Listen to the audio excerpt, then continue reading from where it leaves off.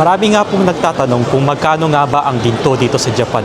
Ang tanong, magkano nga ba ang 1 gram ng ginto dito? Kaya tara, samahan nyo ako.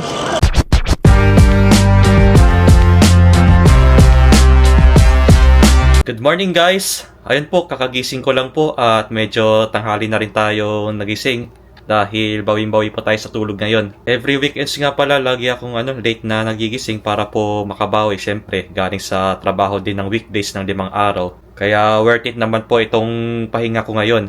Kakain muna tayo ng tanghalian bago ako umalis ng bahay. At dahil linggo nga po pala ngayon, syempre magsisimba ako mamaya. At 1 PM pa naman yung mass at yun, 10:40 pa lang ng umaga ngayon. Eto, pancake. Painit ko na itong 1 piraso. Tapos meron pa naman tayong naiwan na pizza dito. Ito na rin kakainin natin. Siyempre, hindi na rin ako nagsaing ng kanin. Mamayang gabi na lang pagkakain tayo ng hapunan. Ito, kain na rin tayo. May maple syrup tayo para sa pancake natin. Ito muna unahin kong kainin bago itong pizza. Yan, perfect na perfect ito pag breakfast. Ayan, tumigas na nga lang itong pancake natin. Dahil kahapon po niluto natin to. Sarap. Mas masarap na pag bagong luto. Medyo malambot-lambot pa. Pero okay na rin. Masarap pa rin. Tapos ito na, pizza. Ito na yung kakainin natin. Sarap pa rin naman. 3 araw na natin kinakain to guys. Hindi pa natin naubos.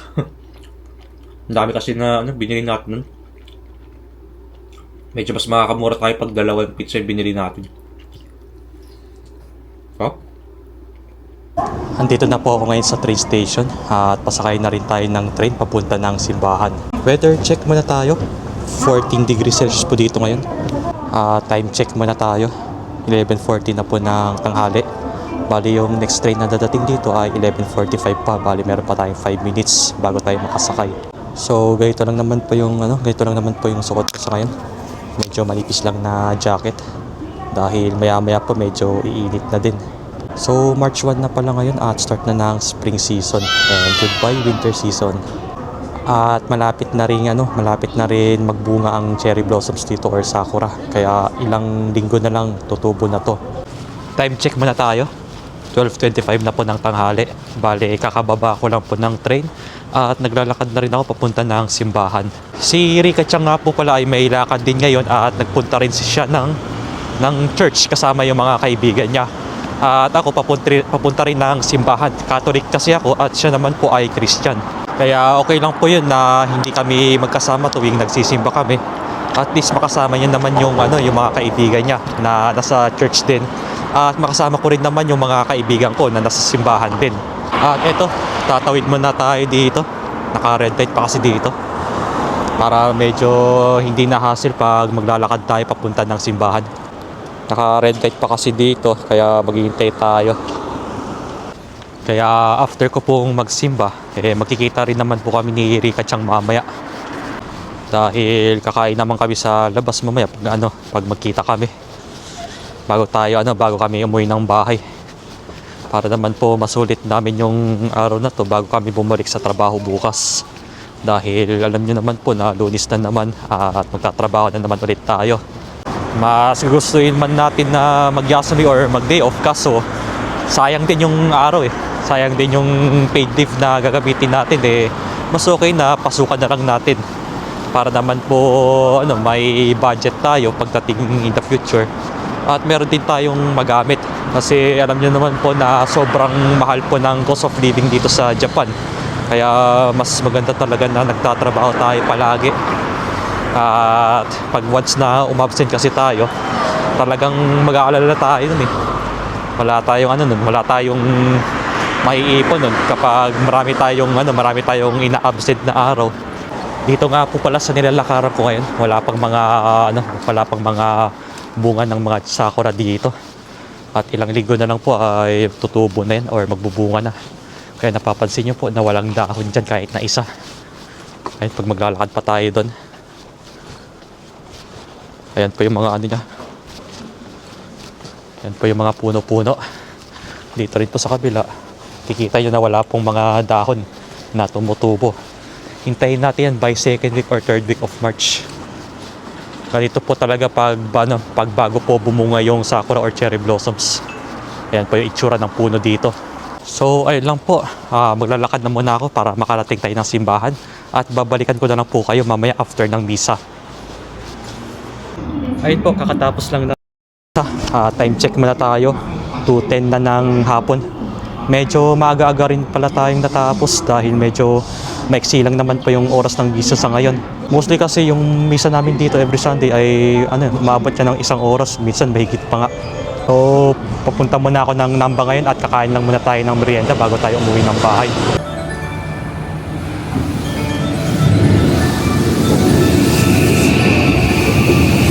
Marami nga pong nagtatanong kung magkano nga ba ang ginto dito sa Japan. Ang tanong, magkano nga ba ang 1 gram ng ginto dito? Bale, pupuntahan natin yung mga iba't ibang shops dito kung saan makakabili ng ginto tulad ng kwintas, mga bracelet at iba pa. Kaya tara, samahan nyo ako. So ito yung first na pupuntahan natin na shop, itong Hobido. At nagbebenta sila ng mga ginto dito tulad ng kwintas tsaka bracelet. So dito nga pala yung presyo kung gusto nyo magbenta. Ayan. Yung 24 karat is nasa 25,750 yen. Yan, 18 karat nasa 2 lapad na rin. May platinum din sila, tsaka platinum 900. Ayan po yung presyo ng ginto nila dito ngayon, guys. Ito po yung mga kwintas nila. Iba't ibang mga timbang, mga gramo. Ito rin po. Tignan nyo po, mahal na nito. Lalo na pa yung bracelet dito. Ayan. Talagang pahirapan na bumili ngayon. Bale, ito yung pinakamura nilang na bracelet. Nasa 14 lapad po at yun, may timbang siya na 5.2 grams. Yung iba po dito may kamahalan na. Ayan. So ito po yung mga presyo dito. Next naman po tayo, nandito tayo ngayon sa Okuroya Shop kung saan dito rin sila nagbebenta ng mga ginto at meron din silang mga binibili. So tara, tignan natin kung magkano yung 1 gram na ginto nila dito. Ayon sa naka-display dito, ang 18 karat nila dito sa 1 gram ay nasa 20,600 yen or katumbas siya ng 7,633 in pesos. Dahil pag nagbebenta po sila ng mga ginto dito sa iba't ibang mga shops, malamang po sa malamang magkakaiba po sila ng mga presyo. Meron po kasi kayong makikita na mas mahal, meron din po kayong makikita na mas mura na bilihan or mga bentahan. So dito nga po meron silang white gold at yellow gold na kwintas. And then ito naman po yung next, dito naman tayo sa Okura, Tokyo. Dito yan sa may Namba. Ang 24 karat nga pala nila dito ay nasa 26,970 yen. Medyo may kamahalan lang dito ng konti. Okay, next naman na shop tayo dito sa Book Off. Titignan natin yung presyo ng ginto dito ng 1 gram. Kung parehas nga ba. So ito po yung presyo ng 18 karat nila sa 1 gram. Ayan, 2 lapad na po. At yung platinum nila ay nasa 10,813 yen per gram. Dito sa Book Off, ito nga pala yung presyo ng 24 karat nila. Nasa 26,391 yen. At dito naman po, nagbebenta rin po sila ng mga ginto dito. Depende po yan kung ilang gramo yung gusto nyong bilhin. Kaya halos po nang nakikita nyo dito ay puro mga 18 karat po at wala po kayong masyadong makikitang 24 karat pag dito sa Book Off. So next naman tayo dito sa kabila. Ayan po yung mga presyo ng ginto nila. Nasa milyon na po yung halaga dito. Tignan nyo po yung grams, nasa 50 grams na po yung iba. Ito po yung presyo ng ginto nila sa 1 gram, 28,377 yen. Ito po yung 24 karat, guys. Kaya medyo mataas po yung bentahan dito. At yung platinum nila merong na halagang 12,305 yen.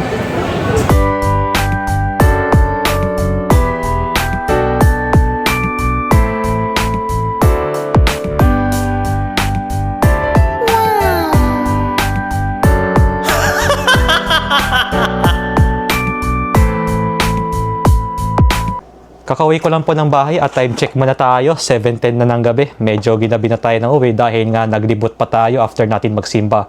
Tsaka kumain na rin tayo ng merienda sa Starbucks kanina. So anyways, marami tayong mga shops na napuntahan kanina kung saan may nagbebenta ng mga ginto tulad ng alahas, mga kwintas, bracelets at iba pa.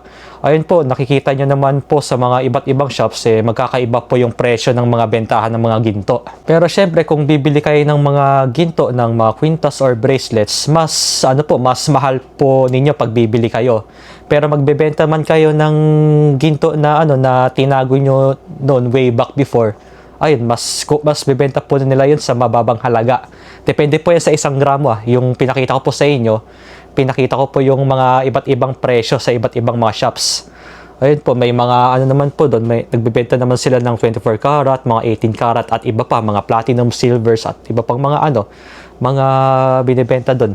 So, sad to say nga, masyadong mahal na yung mga alahas doon at hindi na rin tayo makabili dahil hindi na natin siya afford dahil nga patuloy na rin kasi tumataas ng ginto ngayon. Ine-expect natin na mas tataas pa ito lalo sa kadahilanan na rin po na meron tayong geopolitical conditions or geopolitical risk. Or in short, sabihin na natin na merong mga tension sa iba't ibang bansa tulad ng mga wars or gera. Yun din po yung isa sa dahilan kung bakit tumataas din yung value ng gold. At higit po sa lahat, mas marami pong mga investors ang nag-i-invest sa gold ngayon dahil yun po yung mataas ng value. And of course, pag lalong bumababa yung value ng yan, saka po tataas ang value ng gold. And pag lumagapak man po yung currency ng value ng yan, doon po biglang lolobo ang value ng gold. Parang kabaliktaran po yung nangyayari.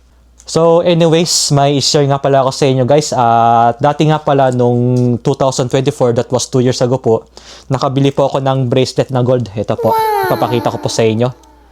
Ang binili ko doon. Actually, 2 beses ko pa lang ito nasuot guys. At ito nga pala yung 18 karat na nabili ko noon. Ayan. Ito pa yung gold na nabili ko 2024, 2 years ago. At ito nga po yung timbang niya, nasa 1.7 grams po. Ayan. 1.7 grams. Pagpasensya nyo na po, medyo burado na rin po kasi itong resibo na to, medyo matagal na rin to eh. Ayan. 1.7 grams at nabili ko nga pala ito sa halagang 19,800 yen. Kasama na po yung tax dyan.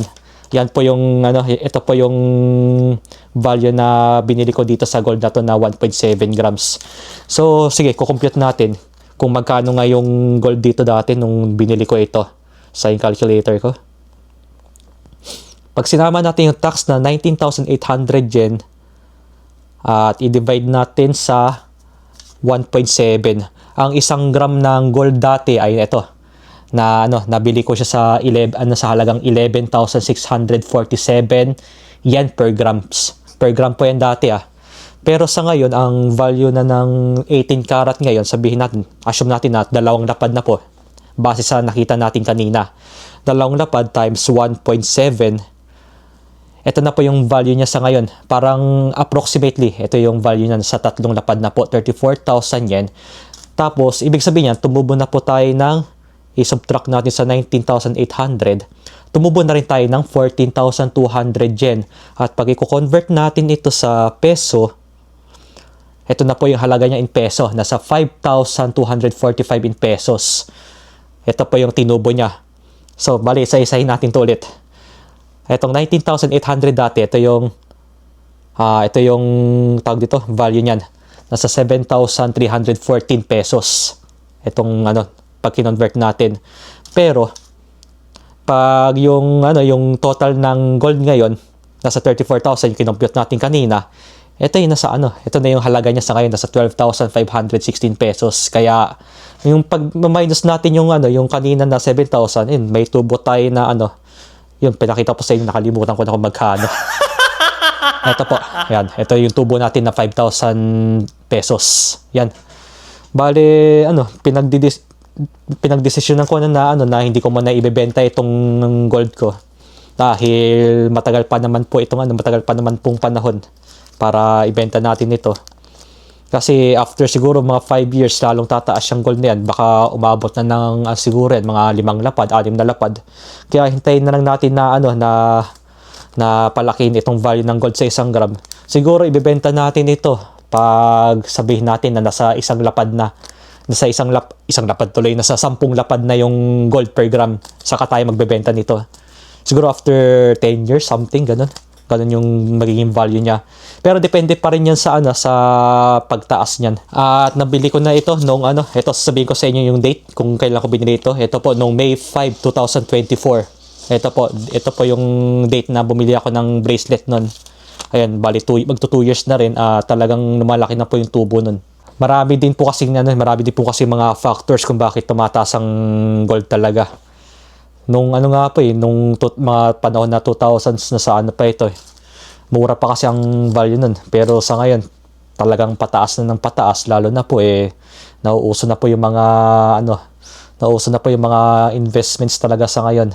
Kaya lahat po ng karamihan po ng mga investors nag-i-invest na talaga sa gold dahil ito naman po ito po talaga yung pinaka-stable na na pag-invest. Itong ginto. Ayan po.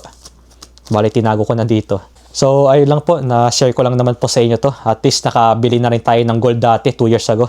Na kahit na nasa 1.7 grams po ito. Ang importante, malaking tulong to sa atin. Bago nga pala ako umuwi ng bahay kanina, dumaan muna ako sa Gyomo Supermarket.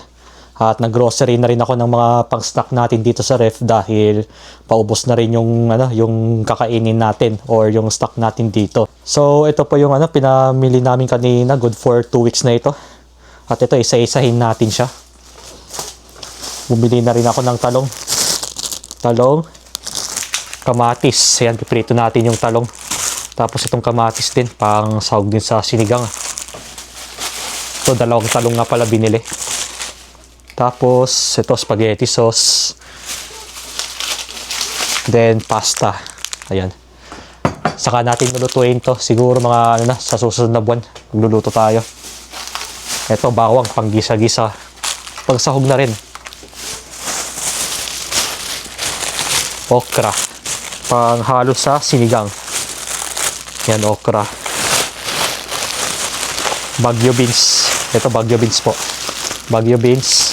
May okra rin ulit tayo. Masarap kasi kumain ng okra. Paborito ko kasi itong okra na to. Corenso. Ayan, or spinach. Tsaka pang luto-luto rin natin ng ulam. Fish fillet. Yan. Fish fillet, ready to cook na to. And ebi fry. Ayan, ready to cook din rin yan. Tapos bigas, 5 kilong bigas. Sad to say, wala po akong makitang 8 kilong bigas kanina. Kaya ito na yung binili natin. At ito pa ba? Marami rin tayo pinabili. Ito, kape. 3-in-1 na kape. Pang almusal din. Tapos liempo, ayan. Liempo, baboy, pang sinigang din. And then, ito. Pork chop. Ayan. Hindi mo na ako bumili ng manok. Siguro pag pupunta na lang ako ng Lamu grocery, malapit yan. Saka na lang ako bibili ng manok doon. Mas gusto ko kasi yung manok doon, tsaka hindi po malansa. So, yun lang naman po yung mga pinamili ko, guys. At pag naubos, saka na lang tayo babalik ng grocery. Para para may kakainin tayo sa loob ng 1 buwan. Bale, sa 1 buwan nga pala, 2 beses ako na nag-grocery. Dahil hindi naman po kaya na pang 1 buwan. Kasi nga wala rin tayong sasakyan at saka nakabisikleta lang tayo.